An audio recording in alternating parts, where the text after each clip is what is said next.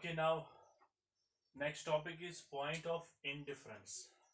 ये point of indifference क्या होता है? यहाँ पे मैंने लिखा the level of EBIT where EPS remains same.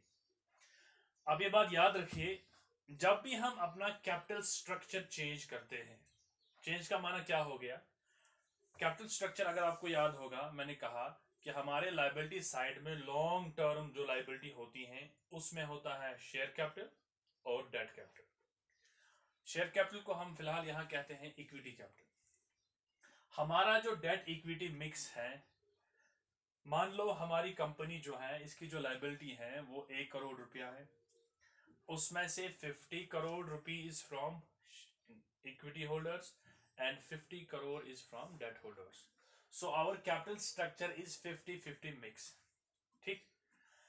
अब 50% हमारे शेयर होल्डर्स हैं हमारी कंपनी में ओनर, और 50% जो है वो क्रेडिटर हैं, बाहर वाले हैं।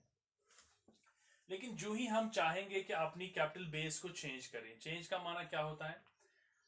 शेयर कैपिटल जो अभी हमारा 50 फिक्स मिक्स है, ये 50, ये 60-40 भी हो सकता है, आगे 40-60 भी हो सकता है, यानी टोटल जो हमारी लाइबिलिटी है इसमें जो मिक्सचर ऑफ डेट इक्विटी है दैट मे चेंज। लेकिन हम ये चाहते हैं जो ही हम चेंज करने जाएंगे तो हमारे जो एग्जिस्टिंग शेयर होल्डर्स हैं उनके ईपीएस पे असर पड़ने वाला है, क्योंकि अगर हमने डेट ज्यादा यूज किया तो रिस्क फैक्टर बन रहा है। तो इसलिए हमें एक कॉन्सेप्ट है पॉइंट ऑफ इंडिफरेंस। ये क्या कहता है, जिसको हम दूसरा नाम कहते हैं ब्रेक इवन लेवल इबिट भी कहते हैं। हम कहेंगे शॉर्ट में point of indifference means that level of EBIT where EPS remains same. अगर हमने कैपिटल स्ट्रक्चर को चेंज किया तो हमारे पास इबिट कितना होना चाहिए जो कि हमारे ईपीएस को बरकरार रखे। यानी जो हमारे शेयर होल्डर्स हैं, अगर उनका अर्निंग पर शेयर से सपोज ₹10 है, अब हमने कैपिटल स्ट्रक्चर चेंज करना शुरू किया और चेंज जब किया तो हमारा ईपीएस सेम आना चाहिए। तो उसलिए हमें निकालना है दैट लेवल ऑफ इबिट। हमें इबिट को ढूंढना है कि हमारा इबिट कितना होना चाहिए ताकि हमारा ईपीएस सेम आए। इबिट को क्यों ढूंढना है? The moment we are changing capital structure तो हमारा डेट इक्विटी मिक्स जो है ये चेंज हो जाएगा, और जब चेंज हो जाएगा एक एंगल से तो चेंज होना है, लेकिन दूसरे एंगल से हम ये चाहेंगे कि हमारा ईपीएस सेम आना चाहिए। सो इंडिफरेंस पॉइंट, या जिसका नाम दूसरा है equivalency point, it is that level of EBIT where EPS remain same.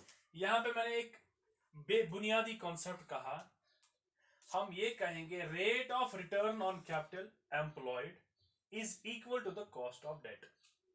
That is why it is also called break even point. यानी ब्रेक इवन पॉइंट यानी पॉइंट ऑफ इंडिफरेंस हमें ये समझाता है कि आपका जो rate of return capital employed है, जो आपने इन्वेस्ट करना है, उसका जो रेट ऑफ रिटर्न है that is equal to cost of debt. आपको उतना ही कॉस्ट ऑफ डेट है जितना आपका रिटर्न है। अगर आपका रेट ऑफ रिटर्न 10% है तो कॉस्ट ऑफ डेट भी 10% है। इसका क्या माना हो गया, जितना खर्चा उतना आमदनी, तो नेट रिजल्ट इज नलिफाइंग। सो हम पुराने पोजीशन पे वापस आ गए, कोई चेंज नहीं आ गई। लेकिन दैट लेवल ऑफ इबिट की जब हम बात करते हैं, हमें इबिट को ढूंढना है, इबिट को निकालना है। कैसे निकालेंगे? हमारे पास फॉर्मूला ये है, मान लो हमारे पास 2 ऑप्शंस हैं या 2 से ज्यादा ऑप्शंस हैं, लेकिन जब हम फॉर्मूला यूज करेंगे हम 2-2 करके कंपेयर करेंगे कि हमारे को जैसे suppose if you are suppose to raise a fund of ₹10 lakh, 10 lakh रुपया लाना है, तो नया फंड रेज करना है। हमारा एग्जिस्टिंग कुछ फंड हो सकता है। इसको इस तरह से आप समझिए, मैं एक एग्जांपल आपको बताता हूं जिससे ये पूरा क्लियर हो जाएगा। मान लो हमारा जो लायबिलिटी है इसमें इक्विटी है 50 लाख और इसमें डेट है again 50 lakh. So total capital structure is 100 lakh. हमारा जो एग्जिस्टिंग कैपिटल स्ट्रक्चर है that is 100 lakh. Now we are interested to raise funds. अब हमें और 100 लाख की जरूरत है। जब हम 100 लाख की बात करते हैं, ये 100 लाख लाने में ऑप्शन है, तो कैसे लाओगे? या तो आप सारा का सारा इक्विटी से लाओगे या तो सारा का सारा डेट से लाओगे। ऐसा भी हो सकता है प्रेफरेंस शेयर होल्डर से लाओगे या इक्विटी शेयर होल्डर से लाओगे, यानी you have many options available, कुछ भी मिक्स हो सकता है। 100% इक्विटी से भी ला सकते हैं, 100% डेट से भी ला सकते हैं, या अगेन 50 इन से 50 इन से। यहाँ पर मैं एक समझाने के लिए बताऊंगा, अगर हमने 50-50 लाया ऐसा भी कर सकते हैं, या इन लोगों से 100, यहाँ से कुछ नहीं। So we may have different options. जब डिफरेंट ऑप्शंस हैं, लेकिन अल्टीमेटली हम ये चाहते हैं कि अगर अब हमने कोई डिसीजन लिया, क्या हमारा ईपीएस कैसे सेम रहेगा, उसके लिए हमें EBIT सेम आना चाहिए। तो फॉर्मूला क्या है, कोई भी कॉम्बिनेशन में से दो कॉम्बिनेशंस उठाओ। जब हमने दो कॉम्बिनेशंस उठाए, फॉर्मूला ये है EBIT minus interest 1 minus T minus PD divide by number of equity share holders, it is equal to, इसको हम आगे प्रूव भी कर सकते हैं, जिस तरह पिछले लेक्चर में मैंने आपको समझाया कि इसको प्रूव कैसे करते हैं। बहरहाल ये है फॉर्मूला जिसको हम यूज कर सकते हैं, हम ऐसा EBIT निकालेंगे कि हमारा EPS सेम आना चाहिए। अब ये जो सारी स्टोरी है इसको मैं समराइज कर रहा हूं। पॉइंट ऑफ इंडिफरेंस क्या हुआ, it says that it is that level of EBIT where EPS remains same. Second point, when rate of return on capital employed is equal to cost of debt, यानी जब आपका return भी उतना ही है जितना आपका खर्चा है, यानी आपका ब्रेक इवन अचीव हो रहा है, तो हमें उस सूरत में निकालना है EBIT, ताकि हम एग्जैक्ट अपनी पोजीशन पे आए। सो अब हम इसको एक न्यूमेरिकल के जरिए से, okay now this numerical will clear the concept. हमें 6 लाख रुपीस की जरूरत है, 6 लाख रुपया, 600 रुपया यानी 600 lakhs की जरूरत है। सॉरी, हमारा एक प्रोजेक्ट है, इन्वेस्टमेंट है प्लान, हमें 600 lakhs की जरूरत है, हमें फंड रेज करना है। फंड रेजिंग के दो ही ऑप्शंस हैं। एक ऑप्शन अवेलेबल है हमारे पास, भाई इक्विटी वालों से 400 लाख मांगो और लोन रेज कर लो 200 lakhs, और लोन को आप पे देना है इंटरेस्ट 15%। वो टोटल आपका रेज कितना हो रहा है, 600 lakhs। दूसरा ऑप्शन अवेलेबल है नहीं, सारा का सारा आप इक्विटी लोगों से ले लो, यानी we have two options available because we are interested to raise funds of rupees 600 lakhs. For that matter, we have two options. Either we will have a debt equity mix of rupees 600 lakhs, in which equity part is 400 and the loan part is 200, or straight away we have another option, that is to raise equity rupees 600 lakhs. अब हमने क्या किया, पहले case को यहां से डाला, दूसरे केस को यहां से डाला।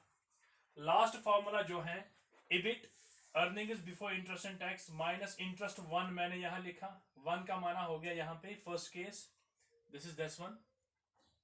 I minus T tax rate वहां से दिया है कि use tax rate 50%। PD here means preference dividend, चूंकि क्वेश्चन में तो प्रेफरेंस की कहीं बात ही नहीं है, इसका माना ये हो गया हमें इसे 0 लेना है।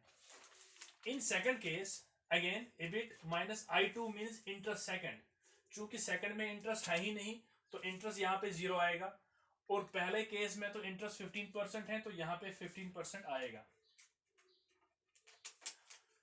देन अगेन PD, इसमें भी प्रेफरेंस डिविडेंड है ही नहीं। नीचे मैंने लिखा इक्विटी, यानी इक्विटी अमाउंट इसमें कितना है, पहले में 400 है, दूसरे में कितना है, सारा का सारा 600। Now while applying the formula it is EBIT minus 0 because interest is 0, पहले के interest is 0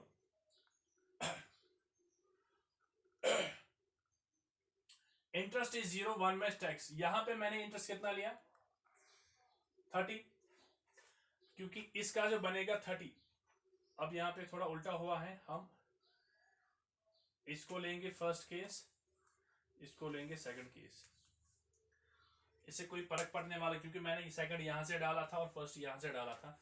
अब आप कंफ्यूज हो जाओगे सर आप क्या, तो सेकंड वाला केस ये है, so this is second case that is here and the first case is here. Anyway again we have two options.